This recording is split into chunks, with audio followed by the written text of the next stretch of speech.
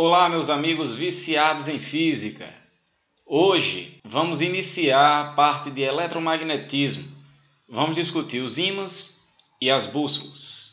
Então, os ímãs são objetos que têm a capacidade de produzir um campo magnético em sua volta. Eles possuem duas extremidades que nós damos o nome de polos. Um deles nós vamos dar o nome de norte e o outro de sul. É de conhecimento de todos, provavelmente você já manuseou um ímã, que quando você aproxima polos de nomes iguais, norte-norte ou sul-sul, os ímãs se repelem. E quando você aproxima polos de nomes diferentes, sul-norte, norte-sul, eles se atraem. A intensidade da força magnética que vai existir entre os polos de um ímã é inversamente proporcional ao quadrado da distância que existe entre os polos. Isso foi descoberto por um inglês chamado John Michell, através de uma balança de torção que ele mesmo construiu. Então isso significa que se a distância entre os polos for d e a força de repulsão entre esses polos norte for F, se você dobrar a distância, ou seja, for para 2D, a força vai cair 4 vezes. Se antes era F, agora vai ser F sobre 4. Se você triplicar a distância entre os polos para 3D, a força existente agora vai ser 9 vezes menor. Seria de F sobre 9. Tá? Então a força magnética entre dois polos de um ímã é inversamente proporcional ao quadrado da distância que os separa. E aí nesse momento sempre um aluno pergunta: professor, mas o polo norte de um ímã vai repelir o polo norte do outro. Mas esse polo norte do primeiro ímã não vai atrair o polo sul do outro? Ou seja, seria algo desse tipo: esses polos norte se repelem, mas o polo norte do primeiro ímã com o sul do segundo se atraem. E aí o aluno pergunta: a resultante não deveria ser zero, não? Já que ocorre a repulsão de um polo e a atração do outro? Ora, como nós acabamos de ver, a força é inversamente proporcional ao quadrado da distância. Os polos norte estão mais próximos entre si do que o polo norte do primeiro com o sul do segundo. Por isso que a força de repulsão é predominante. A força de repulsão vai ser maior do que a força de atração, de forma que a força resultante seja de repulsão.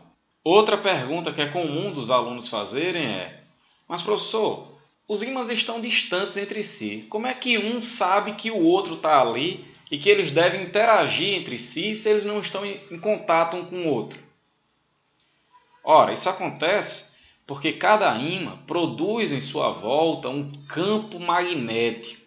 Esse campo magnético é o responsável por promover a interação magnética entre os ímãs.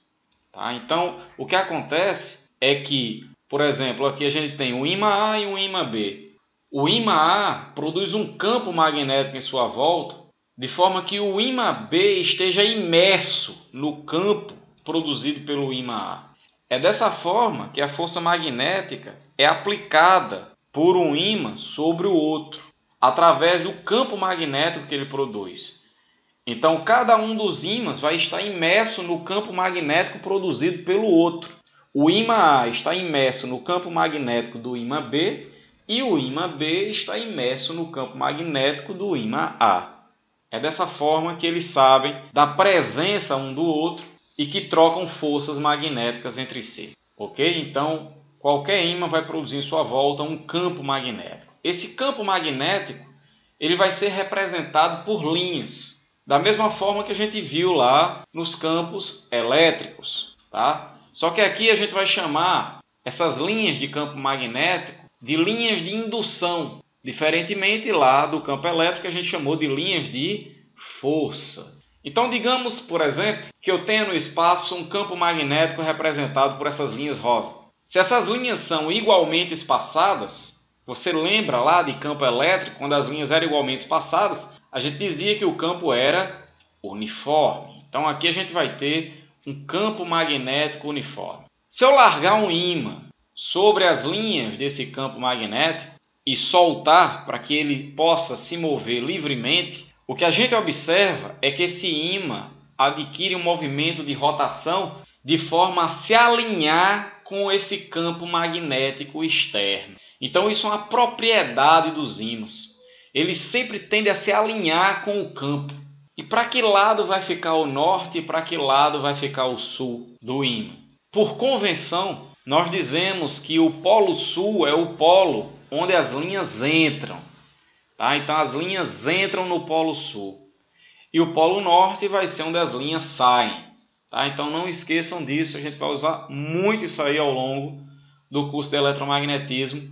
Tá? Falou em polo sul, magnético vai ser onde as linhas do campo magnético estão entrando. E o polo norte do ímã vai ser onde as linhas do campo magnético saem. Então se a gente largar um ímã no campo magnético, ele sempre vai tender a se alinhar com o campo, de forma que o norte sofra uma força no sentido do campo magnético e o sul sofra uma força no sentido oposto ao campo magnético. Tá? Então, o polo norte do ímã sofre força no mesmo sentido das linhas. O polo sul sofre força no sentido oposto. E aí, sempre nesse momento, algum aluno vem e pergunta: professor, por que é que o ímã ele não é arrastado ao longo das linhas do campo magnético? As linhas estão para a direita, por que o ímã não é arrastado para a direita? De acordo com a figura, nós vemos que o polo norte sofre uma força para a direita, enquanto que o polo sul sofre uma força para a esquerda. Como o campo é uniforme, a força que o norte sofre para a direita tem a mesma intensidade da força que o sul sofre para a esquerda, de forma que a resultante sobre o ímã seja zero e ele não seja arrastado ao longo das linhas do campo. Tá? Então, isso aí vai formar um binário, ou seja, vai dar a tendência do ímã girar em torno do seu eixo, em torno do seu centro, mas não vai arrastar o ímã para lugar algum, nessa situação de um campo magnético uniforme. Se o campo não fosse uniforme, tá, ele fosse mais intenso de um lado do que do outro, então, por exemplo, se fosse mais intenso sobre o polo norte do que sobre o polo sul, isso causaria uma força maior no polo norte para a direita do que no polo sul, e aí ele seria arrastado sobre essas linhas. Tá? O que não é o caso aqui em um campo magnético uniforme. Então qualquer ímã vai ter essa propriedade de se alinhar com as linhas do campo. Então se você deixar um ímã livre para girar preso a um fio em qualquer lugar da superfície da Terra, você vai observar que esse ímã ele sempre vai se alinhar numa direção característica, numa certa direção da Terra. Tá? Essa direção é a direção norte-sul da Terra. Se você mover o ímã, tirar o ímã dessa direção, naturalmente ele vai acabar voltando a se alinhar com essa direção norte-sul da Terra. Se a gente sabe que os ímãs sempre se alinham com o campo magnético externo e ele está se alinhando com a direção norte-sul da Terra, isso significa que a própria Terra deve estar produzindo um campo magnético para que essa agulha, esse ímã que está pendurado aí, possa se alinhar com o campo externo, que é o campo produzido pela Terra. É daí que vem um instrumento chamado de bússola. Se qualquer agulha imantada, qualquer ímã, sempre vai se alinhar com a direção norte-sul da Terra, isso pode servir como um instrumento de orientação, que foi um instrumento muito usado em navegações, para que os marinheiros pudessem se orientar no meio do oceano. Ok? Então a Terra produz um campo magnético e a agulha da bússola, que é um ímã, mas nada mais do que um ímã, se alinha com esse campo da Terra. Então como é que é esse campo magnético produzido pela Terra? Se a gente distribuir bússolas pela superfície da Terra, a gente observa que no hemisfério sul a agulha aponta levemente para cima, o que dá a ideia de que as linhas estão saindo do polo sul da Terra. Enquanto lá no hemisfério norte, a agulha ela sofre uma deflexãozinha para baixo, o que passa a ideia de que as linhas entram no polo norte da Terra. Então a gente teria linhas, como ilustrado no caso dessa figura. Então a Terra se comporta como um grande ímã, de forma a produzir linhas de campo magnético que saem do seu polo sul e entram no seu polo norte geográfico. Mas a gente viu hoje que em termos de magnetismo, em termos de ímã, as linhas sempre saem do norte magnético e entram no sul magnético. Então isso significa que o polo sul geográfico da Terra tem que ser um polo norte magnético, porque onde as linhas saem, nós chamamos de norte magnético, é o norte do ímã.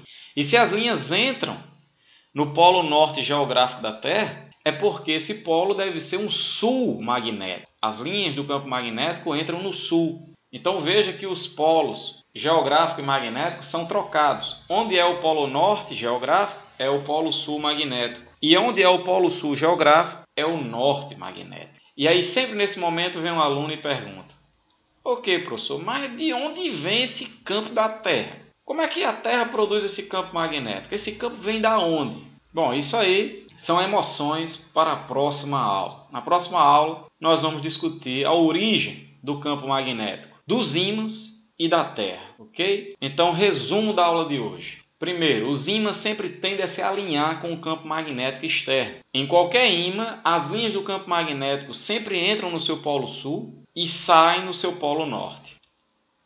Quando livres, os ímãs sempre se orientam na direção norte-sul da Terra. É daí que surgem as bússolas. E o polo norte geográfico é o polo sul magnético, enquanto o polo sul geográfico é um polo norte magnético, ok? Então, pessoal, até a próxima aula e se gostou, deixe o seu joinha. Valeu, viciados em física!